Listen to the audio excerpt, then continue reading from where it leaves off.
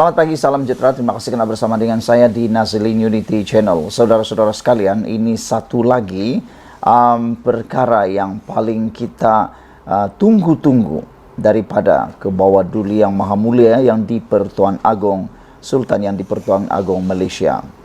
Saudara-saudara sekalian, akhirnya Yang di-Pertuan Agong bertitah sekali lagi tentang perkara ini, yang mana beliau menasihati kepada semua rakyat Malaysia, terutamanya yang suka bermain dengan 3R.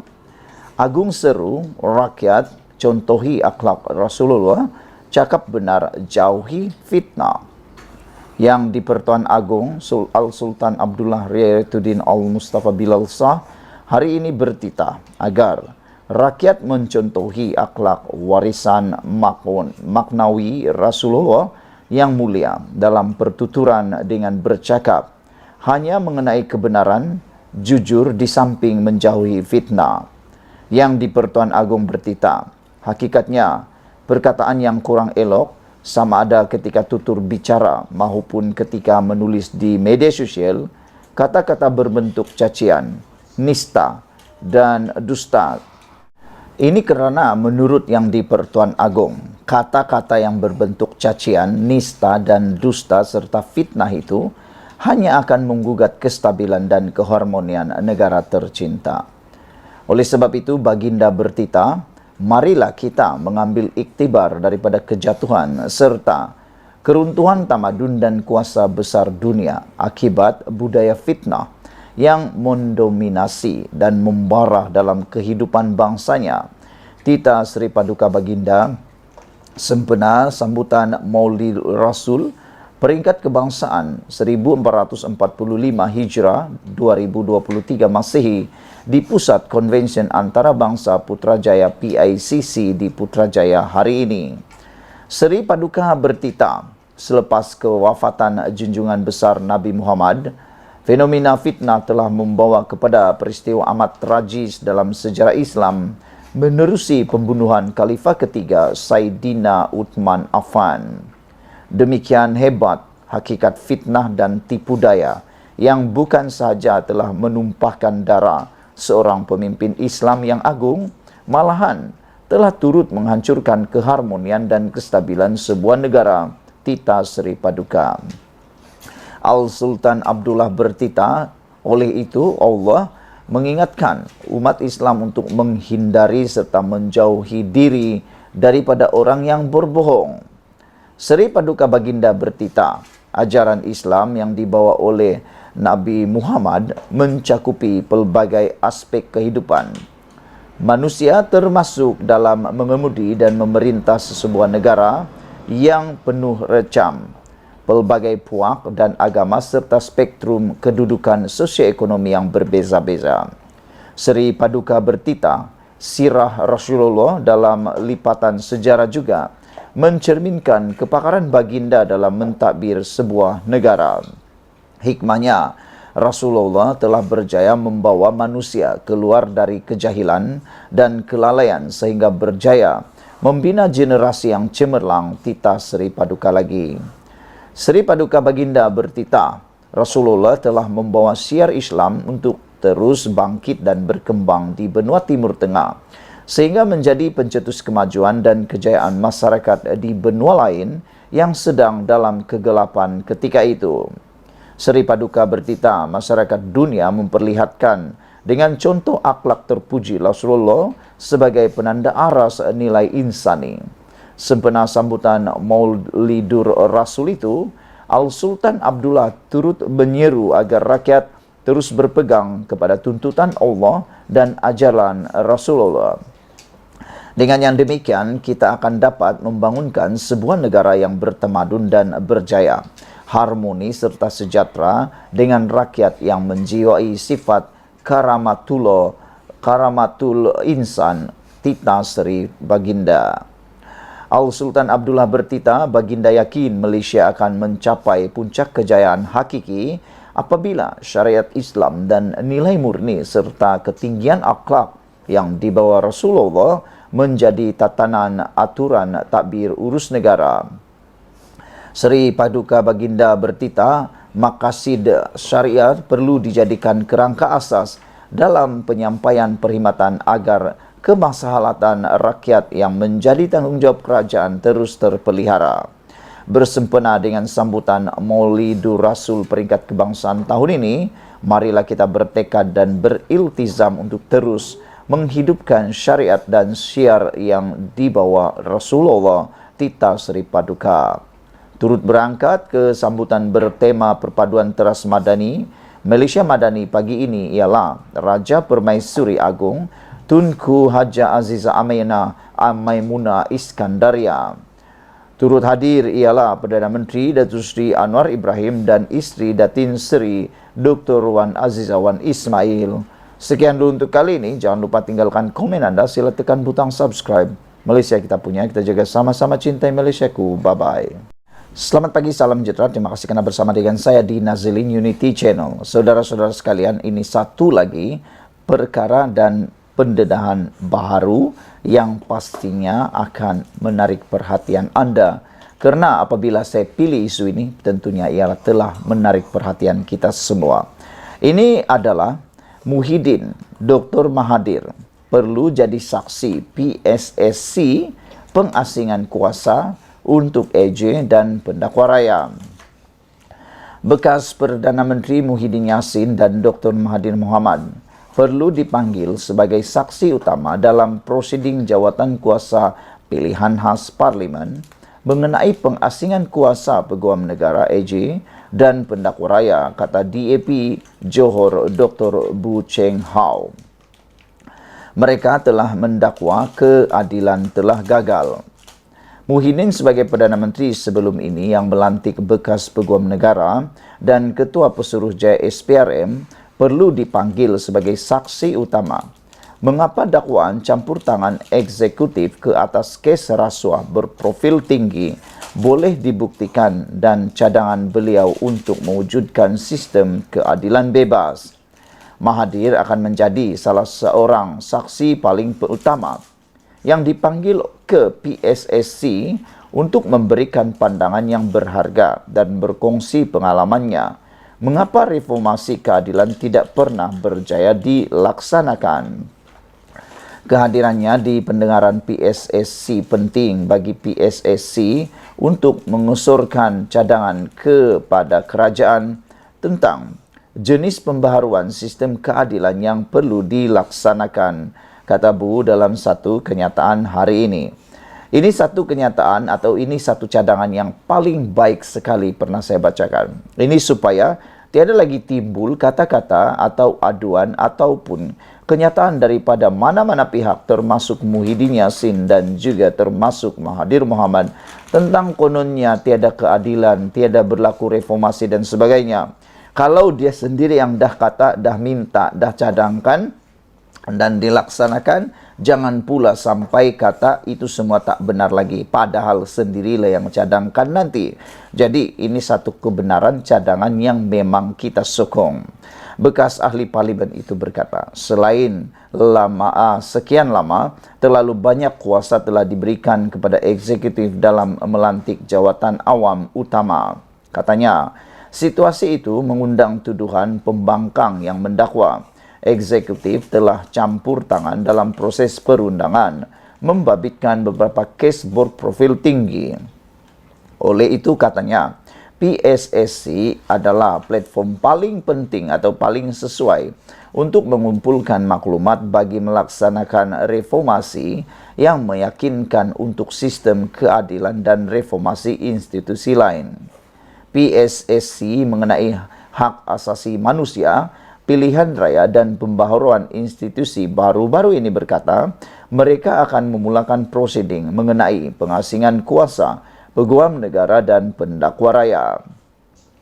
Antara kes yang akan dibincangkan dalam siasatan ini termasuk penolakan rayuan terhadap bekas Perdana Menteri Najib Abdul Razak dan bekas Ketua Pegawai Eksekutif 1MDB Arul Kandasamy berhubung dakwaan mengubah laporan audit 1MDB, pembebasan Muhyiddin atas 4 pertuduhan salah guna kuasa yang dikaitkan dengan program Jana Wibawa dan pelepasan tanpa pembebasan diberikan kepada Timbalan Perdana Menteri Ahmad Zahid Hamidi dalam kes rasuah Yayasan Akal Budi. Sekian dulu untuk kali ini. Jangan lupa tinggalkan komen Anda. Sila tekan butang subscribe. Malaysia kita punya. Kita jaga sama-sama. Cintai Malaysiaku. Bye-bye. Selamat pagi, salam sejahtera. Terima kasih kerana bersama dengan saya di Nazilin Unity Channel. Ini satu keputusan yang ditunggu-tunggu oleh seluruh rakyat Malaysia, khususnya Muhyiddin Yassin, dan tak tahulah anda terkejut atau tidak, terpulanglah pada anda. Ini semua berkaitan dengan kes yang mana membabitkan Muhyiddin Yassin. Dalam berita ini, perbicaraan rayuan pembebasan Muhyiddin akan dibuat pada 28 Februari tahun 2024. Persoalan besar kita pada pagi ini ialah, adakah Muhyiddin Yassin akan dibebaskan sekali lagi di dalam pertuduhan beliau? Kerana sebelum ini yang perlu, seperti yang kita tahu, Muhyiddin telah pun dibebas dan dilepaskan daripada beberapa pertuduhan yang sebelum ini beliau hadapi. Namun, beliau masih menghadapi beberapa lagi kes dan pendakwaan yang membabitkan beberapa kesalahan ataupun dakwaan. Itulah yang kita ingin persoalkan. Adakah beliau akan bebas untuk kali ini ataupun beliau akan terpaksa menghadapi pendakwaan tersebut? Mahkamah Rayuan menetapkan 2 hari mulai 28 Februari tahun depan untuk mendengar rayuan pihak pendakwaan terhadap keputusan Mahkamah Tinggi yang membebaskan dan melepaskan Muhyiddin Yassin daripada 4 pertuduhan rasuah dan salah guna kuasa membabitkan RM232.5 juta berhubung projek Jana Wibawa. Saudara-saudara sekalian, keputusan yang mana telah membebaskan Muhyiddin Yassin dalam pertuduhan rasuah dan salah guna kuasa membabitkan 232.5 juta itu rupa-rupanya tidak berdiam begitu saja, bukan berlalu begitu sahaja, tetapi pihak pendakwaan telah pun membuat rayuan untuk mengembalikan semula kes tersebut di mahkamah. Tarikh pendengaran itu ditetapkan ketika pengurusan kes hari ini di hadapan Timbalan Pendaftar Mahkamah Rayuan Muhammad Khairi Harun yang menetapkan 28 dan 29 Februari untuk mendengar rayuan pihak pendakwaan. Mahkamah turut mengarahkan pihak pendakwaan dan pasukan pembelaan Muhyiddin untuk memfailkan penghujahan masing-masing sebelum 26 Februari tahun 2024. Pada 15 Ogos lalu, Mahkamah Tinggi Kuala Lumpur membenarkan permohonan Muhyiddin untuk membatalkan pertuduhan menggunakan kedudukannya untuk mendapatkan suapan berjumlah RM232.5 juta untuk bersatu.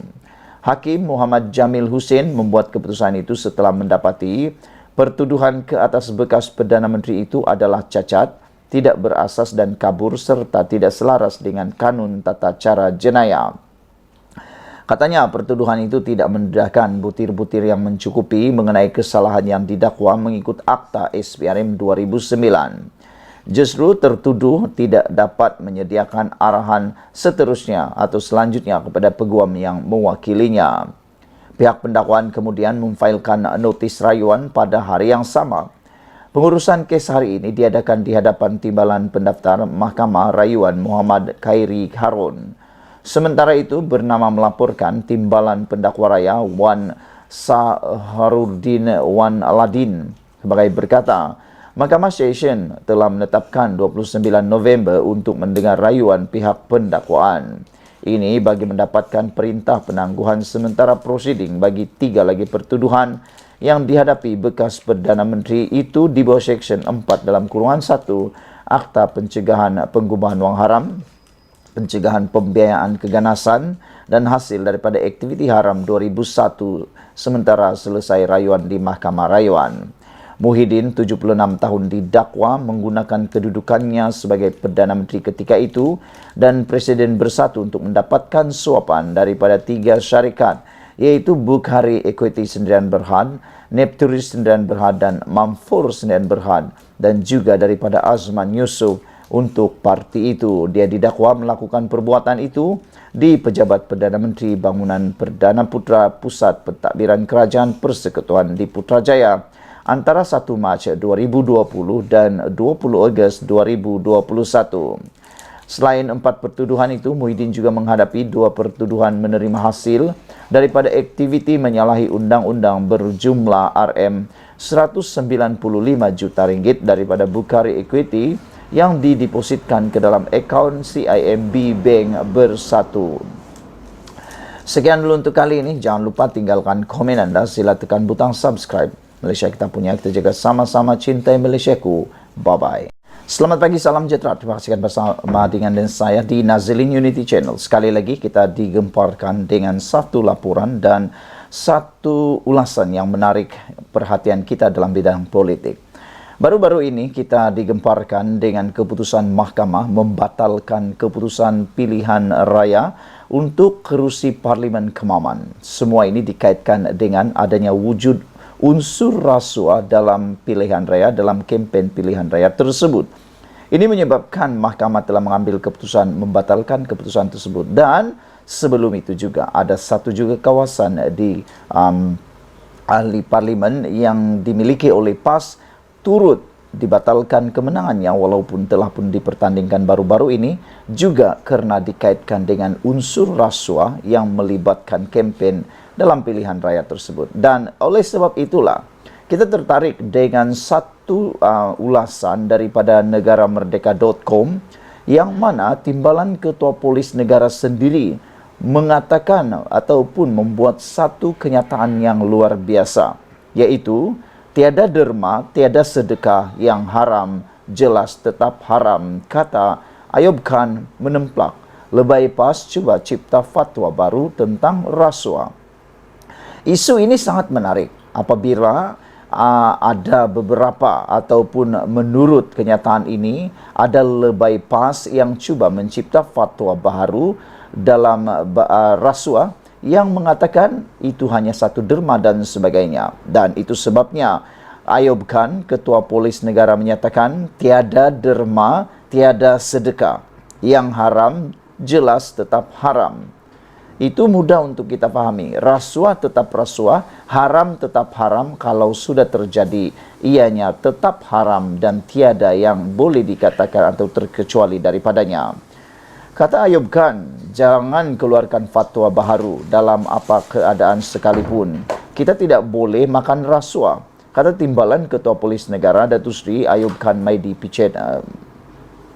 Kenyataan beliau hadir di ketika keputusan Mahkamah Pilihan Raya di sini hari ini yang membatalkan kemenangan ahli Parlimen Kemaman C alias Hamid yang bertanding atas tiket PAS selepas didapati terlibat dengan perlakuan rasuah pada pilihan raya umum ke-15 yang lalu. Menurutnya, apa sahaja terma yang ditakrifkan sama ada sedekah atau derma, namun jika terkait amalan rasuah, ia tetap haram. Tak payahlah kita nak bagi fatwa lain. Ini derma, ini sedekah. Tiada derma, tiada sedekah. Dan haram tetap haram, kata Datuk Seri Ayub Khan Maidi Pichet. Katanya lagi, beliau tidak akan bertolak ansur dalam soal integriti dan mana-mana individu yang terbabit dalam amalan rasuah akan ditangkap, dituduh di mahkamah dan dikenakan tindakan tata tertib. Memetik Cosmo Online, Ayub berkata, isu integriti perlu diberikan keutamaan paling tinggi oleh setiap penjawat awam. Barulah isu-isu lain berkait rasuah dan salah guna kuasa dapat diatasi. Menurutnya lagi, setiap penjawat awam juga perlu tegas, berani dan konsisten dalam setiap tugasan serta tanggungjawab yang diamanahkan. Penjawat awam jika cukup 60 tahun sudah pencen. Apabila sudah pencen, jangan bising lagi, duduk rumah jaga cucu. Sekarang ini kita ada kuasa dan kedudukan. Kita laksana tanggungjawab itu dan jangan takut. Tiada apa yang perlu ditakutkan, katanya lagi. Kata beliau lagi, beliau menguji ketegasan dilakukan negara jiran iaitu Singapura dalam menangani isu rasuah dan salah guna kuasa, di mana ketegasan itu meletakkan Singapura pada tahap sekarang, kata beliau lagi. Saudara-saudara sekalian, untuk mudah kita mengejar, untuk mudah kita seimbang, untuk mudah kita setaraf dengan Singapura, kita perlu mengambil tindakan yang sama seperti Singapura, yaitu tegas dalam menangani isu rasuah. tiada kompromi dalam rasuah. Jangan sampai ada rasuah yang dianggap terpencil, yang dianggap kononnya menjadi normalisasi pula.